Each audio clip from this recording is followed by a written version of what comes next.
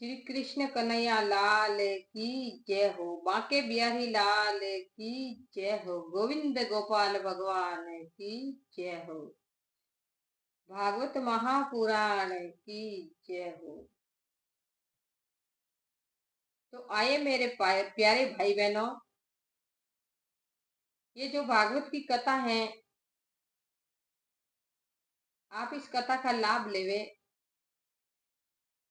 और कथा सुनते रहे और मेरे चैनल से भी जुड़े रहे। चैनल को भी सब्सक्राइब करना, लाइक करना और आगे भी शेयर करना। तो ये चैनल धार्मिक है, ये इसी में या तो संतों के दर्शन आएंगे या इसी में कथा आएगी। तो आप अपने घर बैठे ही कथा सुने और आप भी अपने घर में कोशिश करें और कथा का लाभ लेवे। इस भयंकर कलयुग में आपको और हम लोगों को सबको ये भगवान की भक्ति बचाने वाली है और सब वस्तु का नाश होने वाला है। राम जी की कथा और भक्ति का कभी नाश नहीं होने वाला है, इसीलिए ये अमर है। तो महादेव जी ने, शिव जी ने तो इसी का नाम ही अमर कथा रखा है, क्योंकि जो इसी का पान करेगा और कथा अमृत का लाभ लेगा वो ही अमर होएगा, नहीं तो सबको नाश होने वाला है। इसीलिए ये अमृत कथा का लाभ लेवे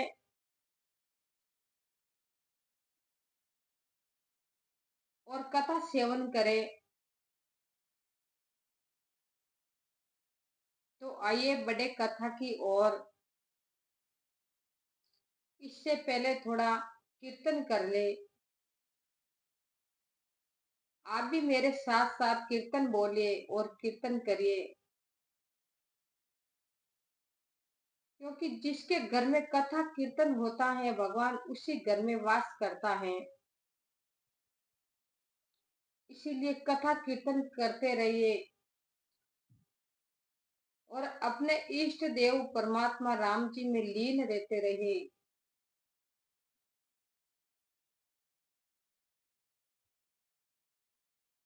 आइए कथा आरंभ करें, उससे पहले थोड़ा कीर्तन कर ले। श्रीमन नारायण नारायण नारायण, भज मन नारायण नारायण नारायण। श्रीमन नारायण नारायण नारायण, श्रीमन नारायण नारायण नारायण, भज मन नारायण नारायण नारायण।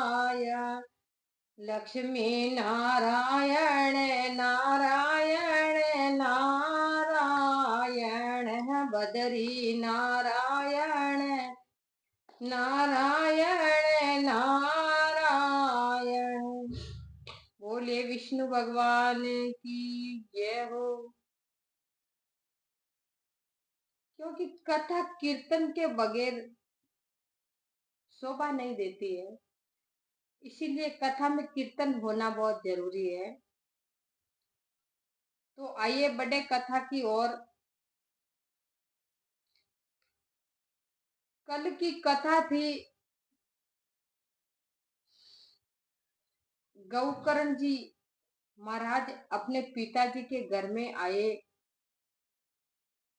और आके विश्राम किया, रात्रि विश्राम किया। तो अर्धरात्रि के समय उसको एक आवाज आई, क्योंकि वो प्रेत बना हुआ धुंधकारी अपने ही घर में बड़े जोर जोर से चिल्ला रहे थे।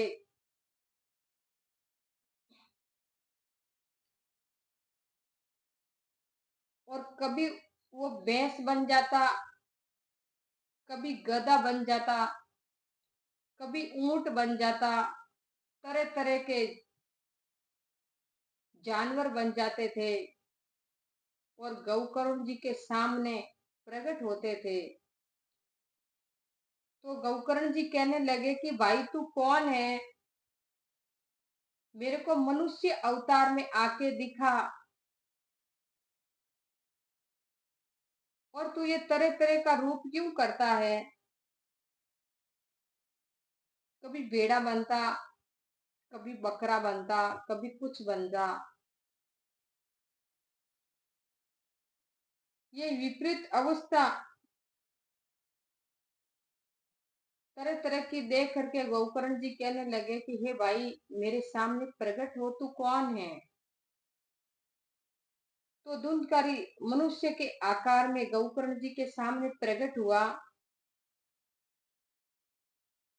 यह विपरीत अवस्था देखकर गौकर्ण जी ने पूछा और निश्चय किया कि यह कोई दुर्गति को प्राप्त हुआ जीव है। तब उन्होंने उससे धैर्य पूर्वक पूछा कि अरे भाई तू कौन है, रात्रि के समय ऐसे भयानक रूप क्यों दिखा रहा है, तेरी यह दशा कैसे हुई, हमें बता तो सही। तू प्रेत है, पिशाच है, अथवा कोई राक्षस है। तो सूत जी कहते हैं कि हे शंकादिकों, गौकर्ण के इसी प्रकार पूछने पर वह बार बार जोर जोर से रोने लगा। उसमें बोलने की शक्ति नहीं थी, इसीलिए उसने केवल संकेत मात्र दिया। तब गौकर्ण ने अंजलि में जल लेकर उसे अभिमंत्रित करके उस पर छिड़का। इसी से उसके पापों का कुछ शमन हुआ और वह इसी प्रकार कहने लगा। गौकर्ण जी को धुंधकारी कहने लगा।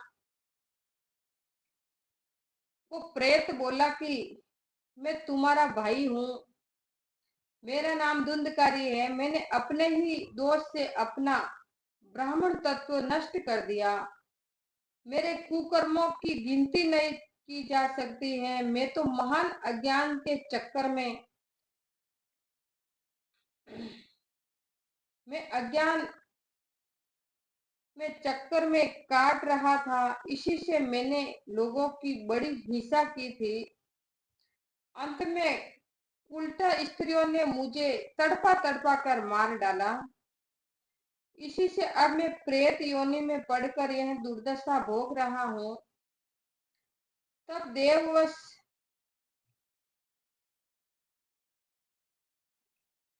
हो, अब किसी प्रकार जल्दी ही मुझे इस योनि से छुड़ाओ भैया। तो गौकर्ण जी ने धुंधकारी की सारी बात सुनी और तब उससे बोले कि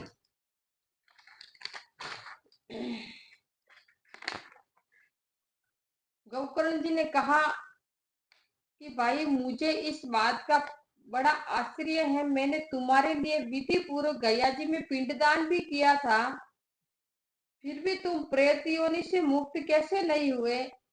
यदि गया श्राद्ध से भी तुम्हारी मुक्ति नहीं हुई तो तब इसी का और कोई उपाय नहीं है। अच्छा तुम सब बात खोल कर कहो, मुझे अब क्या करना चाहिए। तब धुंधकारी प्रेत ने बोला कि मेरी मुक्ति सैकड़ों गया श्राद्ध करने से भी नहीं हो सकती है, क्योंकि मैंने इतना पाप किया। अब तो तुम इसी का कोई और उपाय सोचो। तो प्रेत की यह बात सुनकर गौकर्ण जी बड़ा आश्चर्य हुआ। वे कहने लगे यदि सैकड़ों गया श्राद्धों से भी तुम्हारी मुक्ति नहीं हो सकती तब तो तुम्हारी मुक्ति असंभव ही है। अच्छा अभी तो तुम निर्भय होकर अपने स्थान पर रहो, मैं विचार करके तुम्हारी मुक्ति के लिए कोई दूसरा उपाय सोचूंगा। तो गौकर्ण जी की आज्ञा पाकर धुंधकारी वहां से अपने स्थान पर चला आया। इधर गौकर्ण ने रात भर विचार किया कि तब भी उन्हें कोई उपाय नहीं सूझा। प्राप्त काल उनको आया देख लोग प्रेम से उनसे मिलने आए। धुंधकारी के गांव के गौकर्ण जी के गांव के लोग की सब उनसे मिलने आए। तब गौकर्ण ने रात में जो कुछ जिस प्रकार हुआ था वह सब उन्हें कह सुनाया।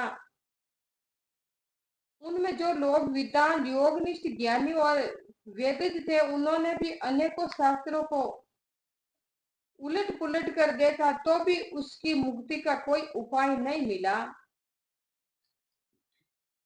तब सबने यही विचार किया कि इस विषय में सूर्य नारायण जो आज्ञा करे वही करना चाहिए। अंत गौकर्ण ने अपने तपोबल से सूर्य की गति को रोक दिया। उन्होंने स्तुति की भगवान सूर्य देव की कि आप सारे संसार के साक्षी हैं। मैं आपको नमस्कार करता हूँ। आप मुझे कृपा करके धुंधकार की मुक्ति का साधन बताइए। तो गौकर्ण की यह प्रार्थना सुनकर सूर्य देव ने दूर से ही स्पष्ट शब्दों में कहा कि हे गौकर्ण जी, श्रीमद् भागवत से मुक्ति मिल सकती है। गौकर्ण की यह प्रार्थना सुनकर सूर्य देव जी ने बोल दिया, इसीलिए तुम इसी का सप्ताह पारायण करो। सूर्य का यह धर्ममय वचन वहां किसी ने भी नहीं सुना। तब सबने यही कहा कि प्रयत्न पूर्वक यही करो। सूर्य देव का धर्ममय वचन वहां सब लोगों को सुनाई दिया और सबने यही किया कि सबने विचार किया और कहा कि जल्दी इसी का यही उपाय करो। सूर्य का यह धर्ममय वचन सभी लोगों को सुना। तब उसने सबने यही कहा कि प्रयत्न पूर्वक यही काम करो। है भी यह साधन बहुत सरल। अंत गौकर्ण जी भी तदन अनुसार निश्चय करके कथा सुनाने के लिए तैयार हो गए। देश और गांवों से अनेकों लोग कथा सुनने के लिए आए। बहुत से लंगड़े, लूले, अंधे, बूढ़े, मंदबुद्धि पुरुष भी अपने पापों की निवृत्ति के उद्देश्य से वहां आ पहुंचे। गौकर्ण जी ने निश्चय किया कि अभी तो कथा कही जाए और धुंधकारी का उद्धार के लिए सूर्य देव ने बोल दिया कि कथा कराओ। तो गौकर्ण जी महाराज ने विचार किया कि कथा कराएंगे। तो कथा का समाचार सुन के सभी लोग वहां पहुंचने लगे।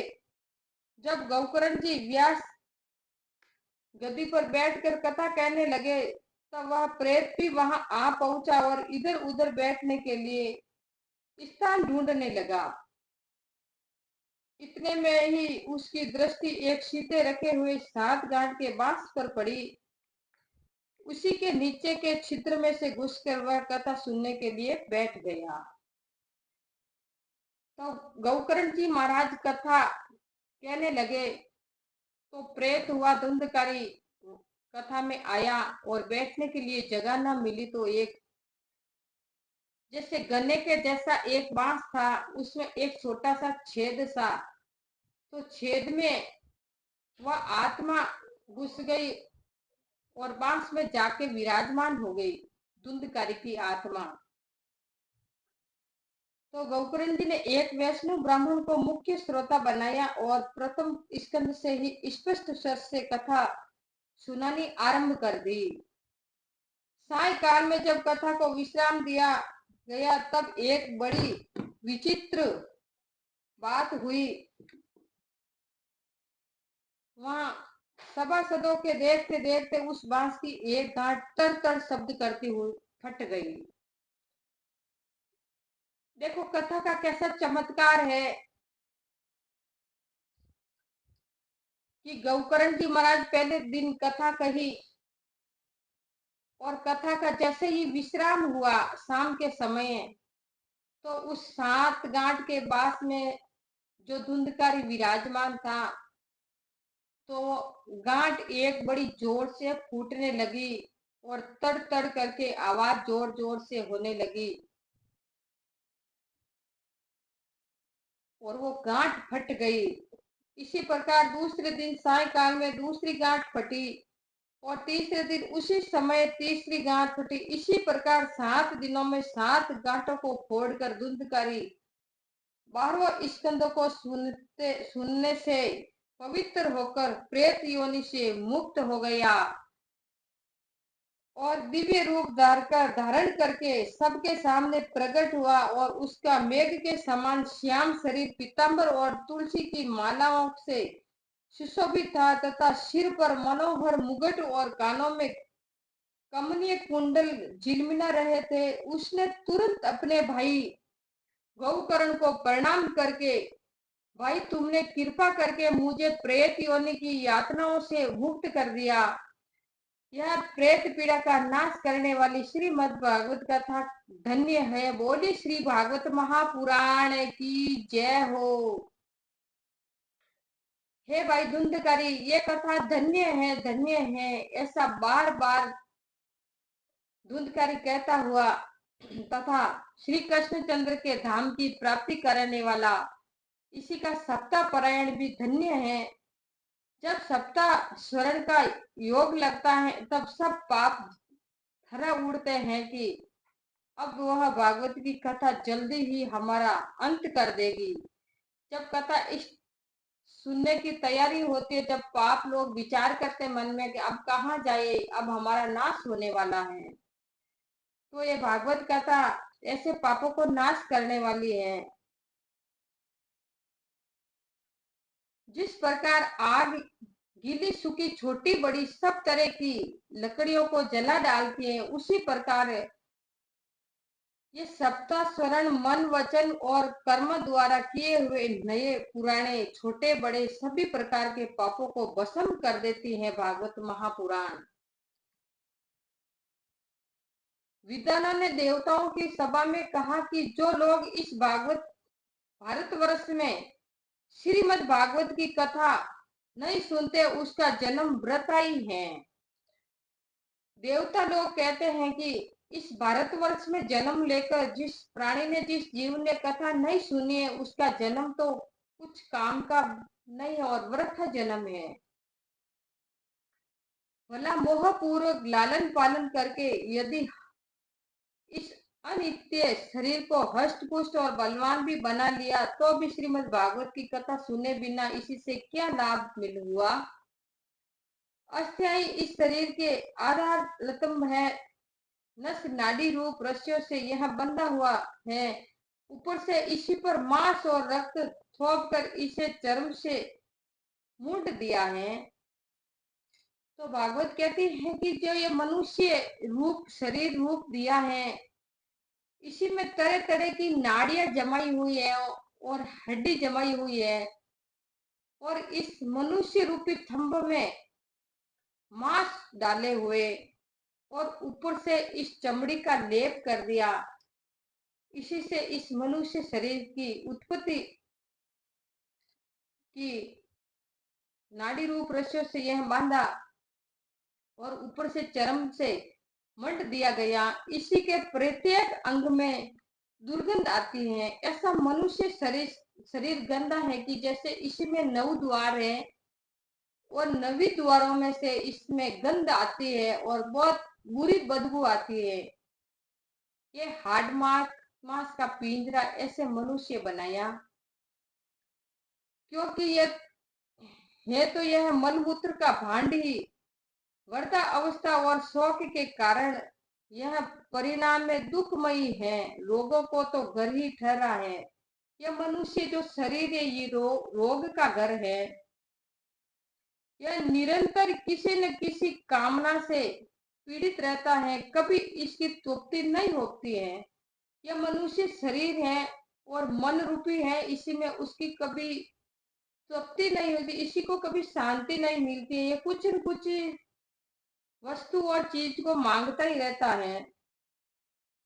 इसे धारण किए रहना भी एक भार ही है। इसी के रोम रोम में दोष भरे हुए और नष्ट होने में इसे एक क्षण भी नहीं लगता है। यह मनुष्य शरीर में रूम रूम में दोष भरे हुए हैं, लेकिन ये नष्ट होने में कुछ देरी नहीं लगती है। अंत में यदि इसे गाड़ दिया जाता तो इसी के कीड़े बन जाते हैं। ऐसा मनुष्य शरीर है कि इस शरीर को गड्ढे में डाला जाए तो उससे भी इनको कीड़ा लग जाता है और ये कीड़ा बन जाता है।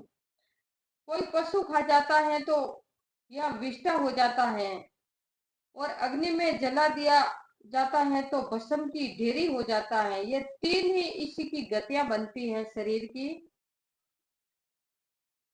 ऐसे अस्थिर शरीर से मनुष्य अविनाशी फल देने वाला काम क्यों नहीं बना लेता है। जो अन्न प्राप्त काल पकाया जाता है वह साय काल तक बिगड़ जाता है। फिर उसी के रस से पुष्ट हुए शरीर की नित्यता कैसे होती है। ये जो अन्न आप खाते हैं, इस अन्न को सुबह पकाया जाता है तो वो शाम तक बदबू देने लगता है और वही अन्न शरीर में जाता है तो कैसी बदबू देता है। ये ऐसा गंदा शरीर मनुष्य का बताया है। इस श्लोक में सप्ताह स्वयं करने से भगवान की शीघ्र ही प्राप्ति हो सकती है। अंत सब प्रकार के दोषों की निवृत्ति के लिए एकमात्र यही साधन है। जो लोग भगवान की कथा से वंचित हैं